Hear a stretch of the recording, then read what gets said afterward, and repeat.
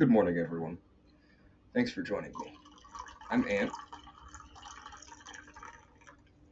and today we're going to be talking about one of my favorite legends.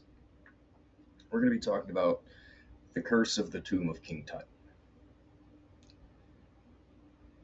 Um, this is one of my favorites because it's an example of how we never stop creating new myths and new legends.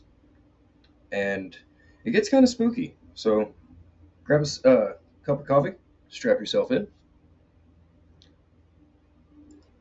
and let's dive into this one. In November of 1922, an English archaeologist by the name of Howard Carter announced an amazing discovery. He had discovered an Egyptian tomb that was still intact, which at the time was a very big deal. Every tomb that we found had been ransacked by robbers. What's more, this was the tomb of Egypt's 9-year-old pharaoh Tutankhamun, someone that the world wasn't even sure existed. Above the entrance was carved a warning: "Death shall come on swift wings to him that toucheth the tomb of the Pharaoh." Of course, they touched it anyway. They opened it anyway, which of course they did. It's one of the oldest follies of human nature. You tell us don't open the box, we absolutely have to open the box.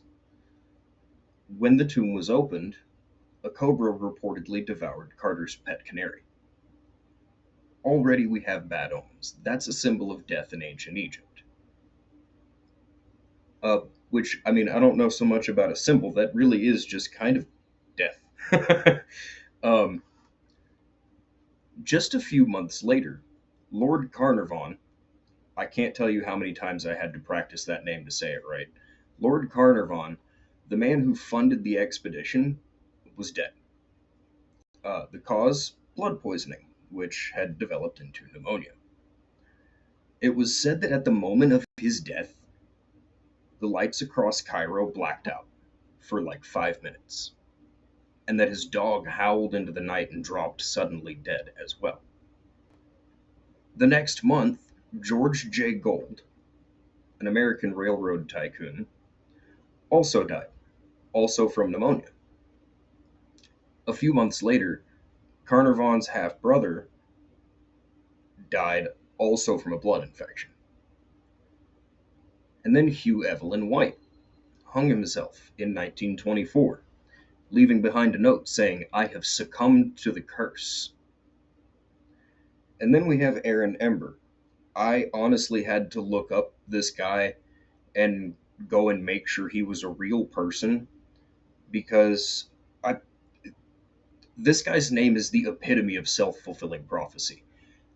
He was killed in a house fire while trying to save his manuscript titled The Egyptian Book of the Dead. Arthur Mace died of pleurisy and pneumonia. Pleurisy is a respiratory illness. So again, we have illnesses. And then we have the radiologist Sir Archibald Douglas Reed, who died of illness after examining the mummy. So one after the other, these names piled up. A lot of them within just a few months to a year of opening the tomb. To many people, this seemed like an undeniable sign of supernatural vengeance. They were being punished for opening the tomb. A curse had been unleashed. Most of these people died from illness, and all of them seemed to die from misfortune. Or so goes the story. In reality, the details of this whole story are largely manipulated and fabricated to form a more gripping narrative. One that would turn people's attention to Egypt in a time when Egypt had just declared themselves independent of British rule. Really, there was no inscription warning of death or vengeance on the tomb. This can actually be traced back to a novelist, Mary Corelli, who sent a suggestion to the news that it may be full of hidden traps and secret poisons. Now, she was claiming to be drawing loosely from older writings about the history of the pyramids that spoke of punishments awaiting tomb intruders. To be entirely fair, we do know of some tombs, centuries older albeit, that do talk of punishing trespassers, but this was not one of them. Then we have Hugh Evelyn White. No verified evidence of this suicide note, of this note claiming that he was succumbed to the curse, was ever actually produced. As far as we know, it's a fabricated piece, a fabricated detail to sensationalize the story a little further. Aaron Ember knew some members of the expedition, but never actually went to the tomb. He didn't actually die in the fire. He died of his burns at the hospital later. And I was thinking, a book that you're writing yourself seems kind of like a bad reason to risk your life. It turns out his wife, child, and maid were also in the fire, so it's very possible that he actually went back into the fire to try to save his family. Then we have Dr. Reed. Yes, he was invited to x ray the mummy, but he didn't die because he x rayed the mummy, because he never actually got to the mummy. He had been suffering issues from radiation dermatitis, which, being a radiologist, I can't imagine why. um, and he died of complications from stomach surgery before he could ever actually make it to examine the mummy. So, in total, about 8 people connected to the excavation. Some of these people, not even directly connected, died over the course of the next 12 years. What we were witnessing wasn't the results of a curse, it was mostly biology. And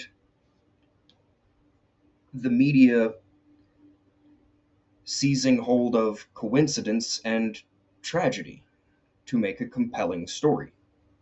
Now, I would like to note that several of these deaths did happen within the first few months or within the first year, and it is entirely possible that being around the stale air from opening the tomb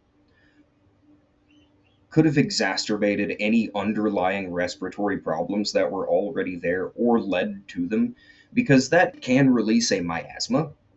It has stale air full of spores, bacteria, and more that, yeah, you really shouldn't breathe, and it actually can lead to respiratory problems.